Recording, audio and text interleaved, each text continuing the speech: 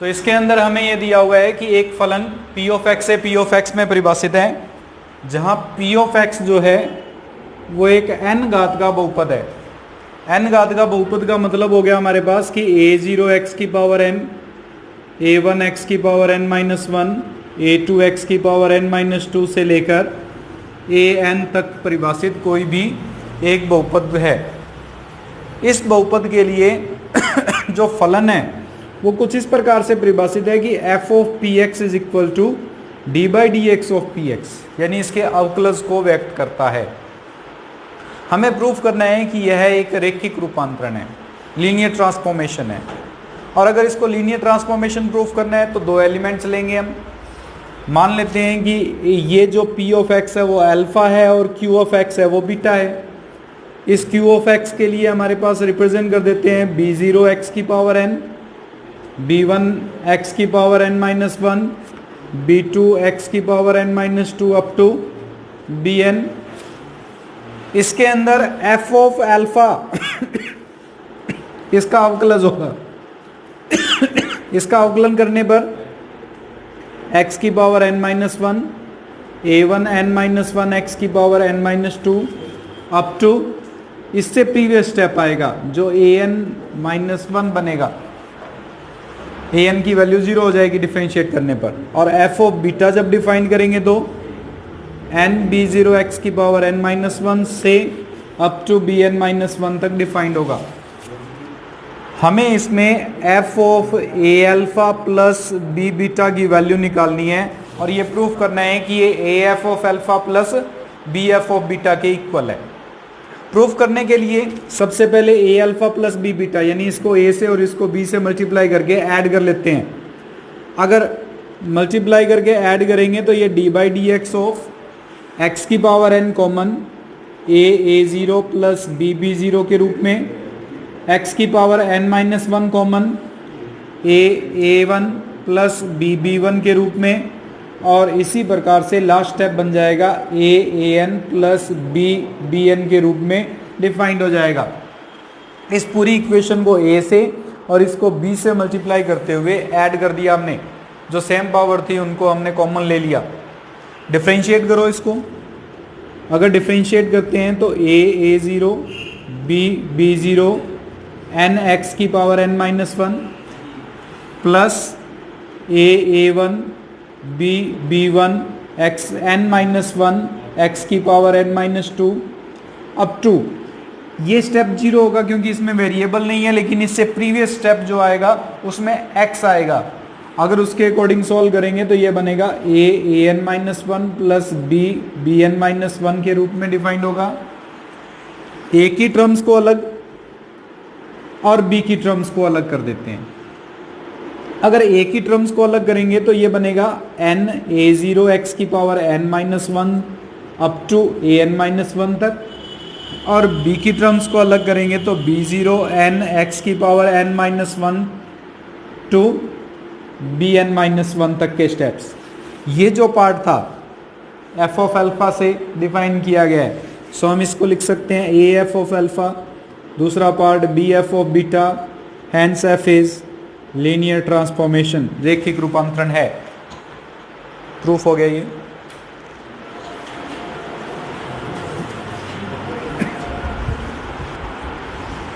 तो example number 8 में दिया हुआ है कि t एक कोई भी फलन है जो v से v डैश में अकेकी आच्छादक और रैखिक प्रतिचित्रण है। अकेकी आच्छादक है इसीलिए इसका प्रतिलोमी निकाला जा सकता है। अगर अकेकी आच्छादक नहीं होगा तो प्रतिलोमी भी ज्ञात नहीं किया जा सकता। उसने प्रतिलोमी का कह दिया इसमें कि टी इनवर्स जो होगा वो v डैश से v में परिभाषित होगा।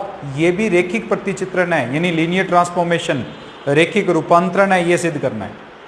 इसको सिद्ध करने के लिए v डैश के दो एलिमेंट्स लेके चलेंगे और सिद्ध करेंगे कि वो उन दो एलिमेंट्स के लिए T inverse of a alpha plus b beta जो होगा वो a T inverse of alpha plus b T inverse of beta के इक्वल है।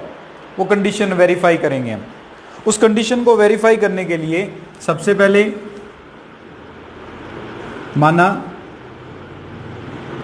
a1 और b1 v के एलिमेंट्स हैं, तो t ऑफ a1 जो होगा वो a2 के इक्वल आएगा और टी ऑफ B1 जो है वो B2 के इक्वल है, जहाँ A2 और B2 जो हैं दोनों V डैश के एलिमेंट्स लेके चलते हैं।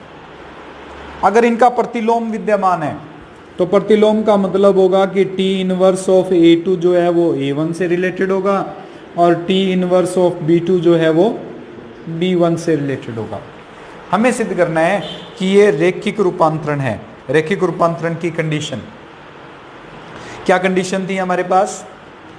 हमें एक तो ये कंडीशन प्रूफ करनी पड़ेगी कि T inverse of A2 plus B2 को डिफाइन करेंगे और हम ये प्रूफ करेंगे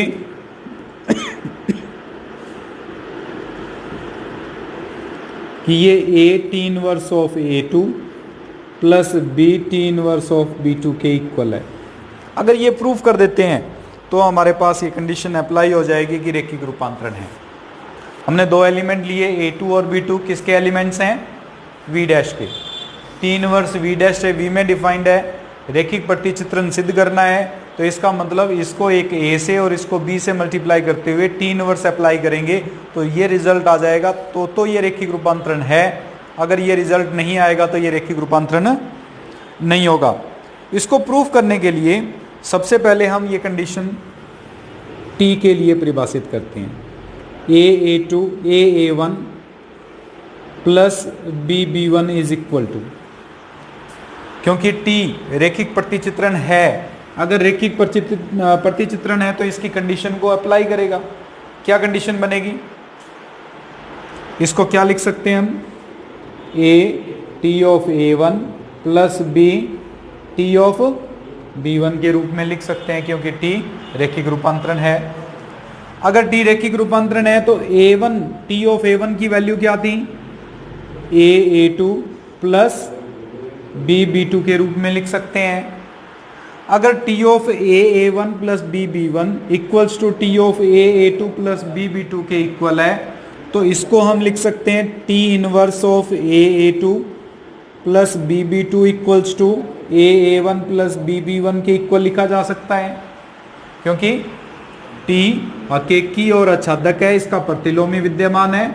अगर इसकी इमेज ये बन रही है तो इसके प्रतिलोमी इमेज जो होगी वो A1 प्लस B1 के इक्वल आएगी। A1 किसके इक्वल था? T इनवर्स ऑफ A2 के। और B1 किसके इक्वल है? T इनवर्स ऑफ B2 के। ये कंडीशन प्रूफ हो गई, अर्थात T जो इनवर्स है वो रेखिक रूपांतरण है।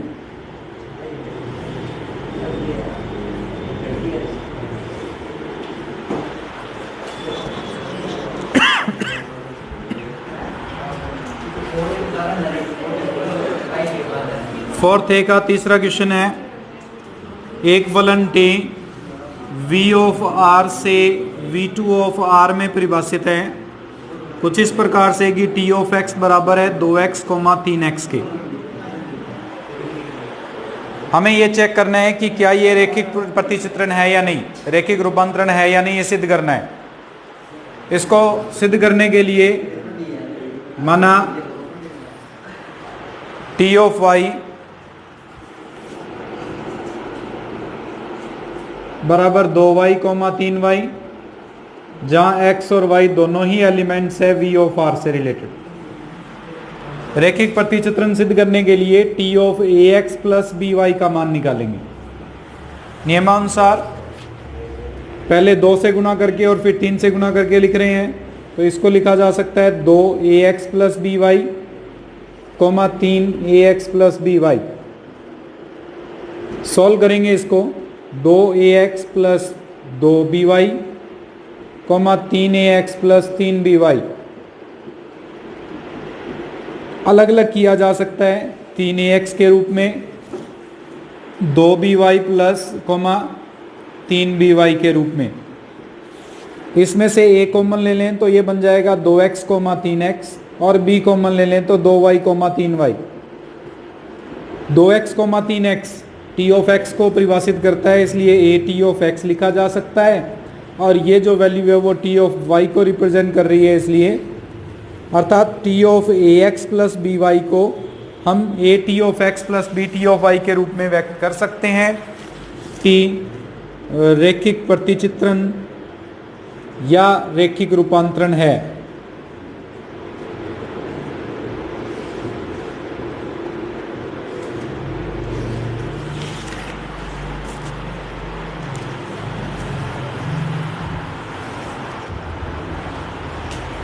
हमें एक फलन जो दिया हुआ है वो मैट्रिक्स 2x2 की एक मैट्रिक्स से एक वास्तविक संख्या पर परिभाषित किया हुआ है, जिसमें एफ ऑफ मैट्रिक्स बराबर आ रहा है 2a plus 3b plus c minus D के। अर्थात पहले को 2 से गुना, दूसरे को 3 से गुना, तीसरे को एज इट इज 1 से गुना करके जोड़ेंगे और चौथा अवयव जो है उसमें से घटा देंगे। इस प्रकार से हमारे पास कोई भी एक मैट्रिक्स परिभाषित की हुई है। हमें ये से चेक करना है कि क्या यह एक रैखिक प्रतिचित्रण है या नहीं है। रैखिक प्रतिचित्रण सिद्ध करने के लिए एक और एलिमेंट लेके चलेंगे। माना अल्फा जो है वो तो ए बी सी डी को व्यक्त करता है और एफ ऑफ अल्फा का मान है 2a प्लस 3b प्लस सी माइनस डी। बीटा मान लेते हैं कोई भी और मान ई एफ जी एच से, और एफ ऑफ बीटा का जो मान आएगा 2e प्लस 3f प्लस जी माइनस एच के इक्वल है। हम इसमें F of P alpha plus Q beta का मान निकालेंगे। P alpha plus Q beta का मतलब हो जाएगा कि इस पहली मैट्रिक्स को तो p से गुना करना है, दूसरी मैट्रिक्स को q से गुना करना है और उनका जोड़ करना है। इसको p से गुना करेंगे तो ये बन जाएगा AP प्लस QE, फिर बन जाएगा BP प्लस QF, फिर आ जाएगा PC प्लस QG, और ये बन जाएगा PD प्लस QH। नियमानुसार पहले का दुगना यानी AP प्लस QE, दूसरे का 3 गुना BP प्लस QF, तीसरा ऐसे कैसे PC प्लस QG, और चौथे को घटाना है यानी PD plus QH। P common ले लो, इसमें से P कॉमन आएगा तो 2a, इसमें से P कॉमन आएगा 3b, इसमें से P कॉमन आएगा C, और लास्ट वाले में से D। Q कॉमन ले लेंगे 2e plus 3f plus g minus h। ये जो पार्ट है वो पी एफ ऑफ अल्फा को, और वो जो दूसरा पार्ट है वो एफ ऑफ बीटा को व्यक्त करेगा, यानी F of P alpha plus Q beta जो है वो इक्वल है P of F of alpha plus Q of beta के। अर्थात एफ रैखिक प्रतिचित्रण है।